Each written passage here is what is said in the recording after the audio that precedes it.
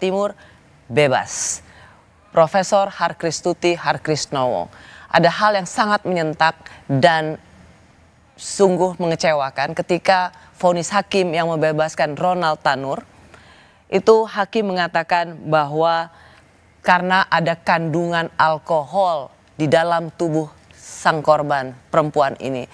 Saya melihat bahwa hakim telah sangat-sangat membuat double mengviktimisasi korban karena gaya hidup korban yang suka minum alkohol dijadikan sebagai alasan kematian dan membebaskan si pelaku Ronald Tanur yang jelas-jelas dalam CCTV visual itu telah melakukan penganiayaan pada sang pacar. Apa tanggapan Prof. Harkristuti? Ya, saya kira orang-orang pidana di seluruh Indonesia juga agak kaget ya dengan putusannya. Karena di beberapa tahun lalu ya ketika terjadi itu kan videonya viral. Ya, dan semua orang dengan cepat bisa mengatakan bahwa ini adalah suatu perbuatan yang mengakibatkan kematian dari si korban. Lalu tiba-tiba bukan, dan dia menyimpulkan seperti tadi karena alkohol. Saya kira saya bukan ahli forensik, tapi dengan sederhana saya bisa mengatakan tidak ada alkohol yang bisa menyebabkan trauma pada tubuh seseorang. Ya. Dan itu ketika itu dikatakan itu menurut saya sebuah satu vonis yang sangat menghina gitu, karena dalam vonis bilang karena sering minum alkohol dan kemudian karena ada alkohol dia menjadi salah satu penyebab kematian. Padahal kalau kita lihat visum et repertum disebutkan kematian korban itu luka robek majemuk. Hakim tidak mempertimbangkan itu, tetapi malah melihat bahwa ada alkohol di situ. Penghinaan yang luar biasa terhadap korban. Ya, betul sekali, dan sedih sekali ketika hakim yang dianggap sebagai pemberi keadilan itu ternyata tidak melakukan tugasnya secara adil. Kan kita sebagai pencari keadilan mencari itu. Ternyata dia dengan mudah berdasarkan ideologinya sendiri bahwa orang yang suka minum-minum itu pastilah orang yang jelek gitu kan, dan dia deserve to die seperti itu. Yang buat saya sangat menyedihkan. Karena apabila itu laki-laki pasti itu tidak akan diangkat isu minum alkohol itu. Ya, tapi karena dia seorang perempuan maka itu diangkat dan dianggap bahwa tadi robek luka ya, trauma berupa robek di luka robek majemuk itu disebabkan karena benda tumpul. Ya. Jadi itu apakah bisa diakibatkan oleh minum alkohol? Kan tidak bisa.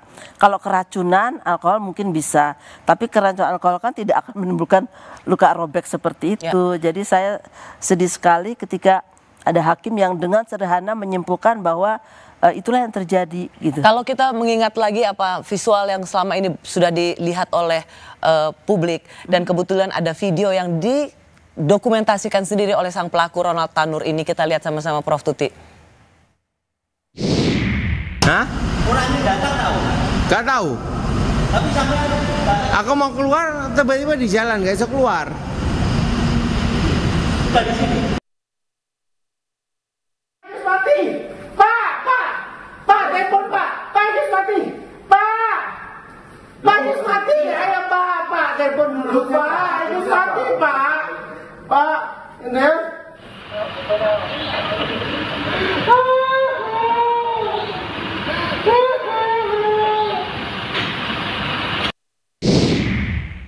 Kalau kita melihat ada video yang justru dia dokumentasikan sendiri Ronald Tanur ini untuk memperlihatkan pasangannya pada waktu itu sudah terjatuh, ditanya oleh security kenal apa enggak, dia bilang nggak kenal. Tetapi kemudian hakim, salah satu kenapa dia bisa bebas, hakim melihat Ronald ini masih memiliki niat baik untuk membawa korban ke rumah sakit. Tapi hakim tidak melihat bahwa orang ini bohong sejak awal. Di awal dia bilang tidak kenal, tapi kemudian itu adalah pacarnya. Di awal dia sendiri mendokumentasikan videonya. Ini Prof. Tuti, vonis hakim seperti ini gimana ya supaya kita jangan lagi punya hakim yang punya vonis melukai rasa keadilan, jangan punya vonis yang seperti ini. Nah, inilah salah satu kesulitan kita. Kenapa? Karena hakim diberi diskresi. ya seluas-luasnya untuk memutus. Nah, sehingga kemudian seakan-akan apa yang diputuskannya itu adalah is the law, it has to be like that. Dan buat saya nggak begitu ya. Jadi perlu nggak KY, KPK turun untuk oh iya, menurut saya harus turun karena ini sudah jelas bahwa si pelaku ini kayaknya punya masalah ya, punya masalah dengan dirinya sendiri. Dengan mudahnya dia berbohong ketika seseorang sudah tergeletak seperti itu dan kemudian dia mencoba untuk memberikan nafas buatan atau apa begitu yang saya tidak tahu. Kemudian dia tidak membawa korban ini langsung ke rumah sakit kan. Yang saya dibawa ke apartemen dulu. Dibawa ke apartemen dulu buat apa gitu. Kalau dia memang mau menolong kan dibawa ke rumah sakit. Benar, kalau bisa masuk akal atau kita bisa memahami bagaimana reaksi publik melihat karena anak pejabat, anak politisi, partai politik, anak orang besar, maka kemudian baik polisi, kejaksaan, hakim terutama sebagai garda terakhir mencari keadilan tidak betul-betul menghukum anak pejabat ini dengan serius karena anak pejabat. Bukan tidak betul-betul, tidak menghukum, dia membebaskan justru.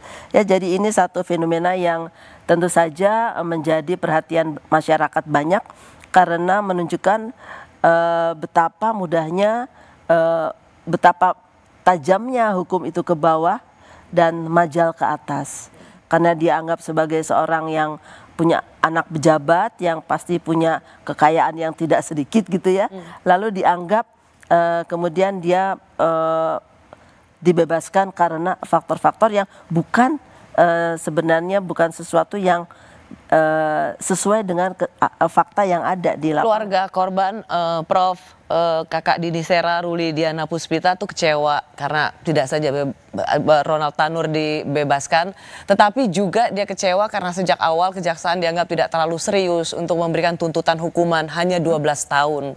Apakah ini juga menunjukkan kecewaan yang ada dasarnya bahwa kejaksaan sendiri tidak memberikan tuntutan hukuman yang maksimal. Hanya 12 tahun untuk apa yang dilakukan pada korban Dini Sera? Saya agak berpendapat berbeda dengan keluarganya ya. Karena menurut saya memang jaksa itu jarang sekali menuntut maksimal ya. Jadi untuk pembunuhan di pasal 338 itu dia mengajukannya 12 tahun dari sanksi maksimal 15 tahun. Jadi buat jaksa itu sudah cukup tinggi ya, sehingga apalagi dengan bebas ini tentu saja mereka punya kewajiban untuk mengajukan kasasi ke Mahkamah Agung. Yang lucu adalah kalau memang Ronald Tanur ini merasa tidak tidak sengaja apapun dengan sengaja menganiaya atau melakukan tindakan kekerasan pada pacarnya yang memang pada waktu itu bersama-sama dengan dia di sebuah tempat hiburan. Ketika dia dibebaskan oleh hakim, baik pengacara maupun dirinya tidak sekalipun memberikan keterangan bahwa dia tidak bersalah, hilang begitu saja. Dan ada kecurigaan bahkan dari anggota DPR, status cekal harus segera dikenakan pada Ronald Tanur karena ada informasi dia akan segera kabur. Ya, menurut saya tidak mudah bagi ini imigrasi ya yang punya kewenangan mencekal itu, karena dia harus ada dalam status tertentu.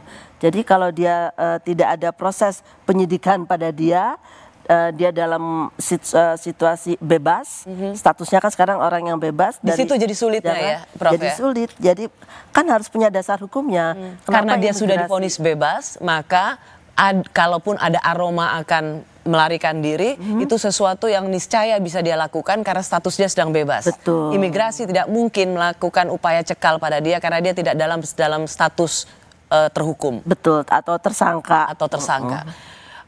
Prof Tuti, kita membicarakan dua kasus besar yang menyita masyarakat, Vina dan juga keadilan untuk Dini Sera.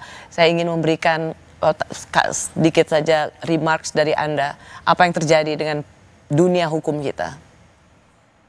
Ya, terus terang saya sebagai orang yang mengajar di Fakultas Hukum itu mengalami banyak kesulitan pada saat ini ketika mahasiswa bertanya, kenapa kasus ini seperti ini adanya?